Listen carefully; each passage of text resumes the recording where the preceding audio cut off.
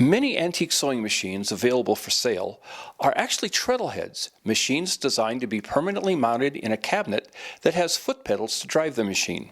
Because wood falls apart faster than cast iron, it's understandable that many such machines end up without their cabinets. Some can be fitted with hand cranks, like this one. But these can be as hard to find as the machines themselves, and many ruin their sleek lines. Yet, there has to be some way to crank such machines to make sure they work for oiling and demonstrating them. One solution is to make a detachable crank handle. This video will show how easy it is to make one. Start by chucking a 2.5 inch long by 1/4 inch diameter hex bolt in the jaws of a lathe, drill press, or in this case, an electric drill screwed to a wood base. Then grind the hex bolt's head round. Then do the same for its nut. Next, cut a 1.5 inch long piece of 3/4 inch diameter dowel. It should be slightly shorter than the gap between the bolt's head and its nut. Drill a 1/8 inch deep hole that's slightly larger in diameter than the bolt's rounded head in the very center of the end of the dowel. Then drill a 1/4 inch diameter hole all the way through the dowel. Secure the dowel on the bolt, mount it in some sort of turning device, and use a Dremel tool, file, or sandpaper to shape the handle. Smooth its surface with 220 grit sandpaper. Remove the handle, screw the nut down tight on the bolt, and cut off the threaded section extending beyond the nut. In here are the finished parts for the basic handle piece. The only thing I've done off camera was stain and give the handle itself a clear coat to protect it. And we've included a 1/4 inch thick by 1/2 inch diameter rare earth magnet. This is the key for holding the handle to the sewing machine. Now, before we start putting things together, we do a test fit. Slide the handle onto the bolt, put the nut on, and tighten it down all the way, and make sure that the handle still rotates freely. If it's a little tight, put some sandpaper down flat on the table and run it around like this. Test it again, and keep going back and forth until it's free to rotate smoothly. Now, this is some epoxy. I like JB Weld. It takes a little bit longer to cure, but it's probably one of the strongest epoxies you'll find.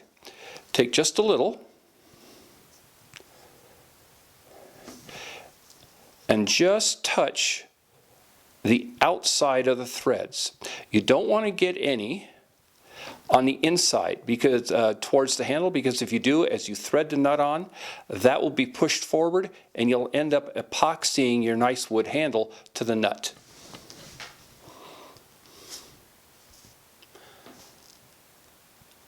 Screw the nut on.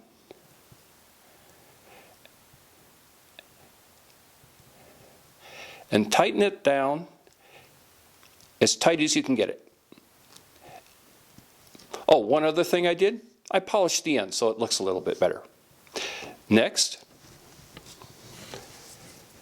take some more epoxy. You won't need much. Cover the end here. Oh, another thing, you want to make sure that when it's tightened down, that the nut and bolt make a smooth surface. You don't want a high point or the magnet won't sit flat. Now take the magnet. These are nickel plated and they're pretty smooth, hard for the epoxy to attach to it. So use some 80 grit sandpaper just to rough up the surface a little bit. And stick it on. Make sure it's nice and centered. Smooth out the epoxy. Looks pretty good. And just sit it up and let it sit for 6 to 8 hours until it's fully cured.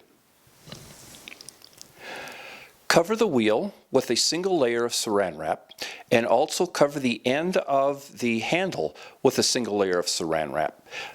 Attach the handle with a magnet to the ring and make sure that it's perpendicular both ways, and then surround it with epoxy putty. I've had good luck with Quickwood by JB Weld. This stuff sands nice and it cures to a neutral color so it paints up well.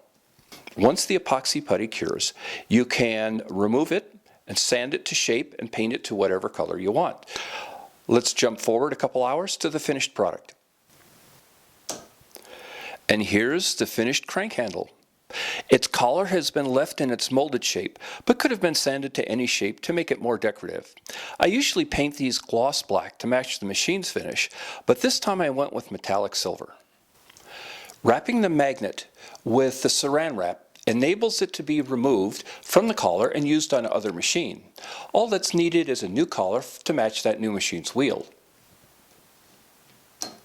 This way I don't have to make an entirely new hand crank for every machine in the collection. It saves a lot of work. If you only have one machine, you can skip wrapping the magnet with saran wrap and just make this a single unit. Works pretty good. I hope you enjoyed this video and found it useful. I'll be uploading more soon. Until then, I hope you'll visit my main website at waynesthisthandthat.com, where you'll find over 500 pages and 400 videos covering everything from more sewing machines to the secret lives of the orcs of Mordor. Until next time, thanks for watching.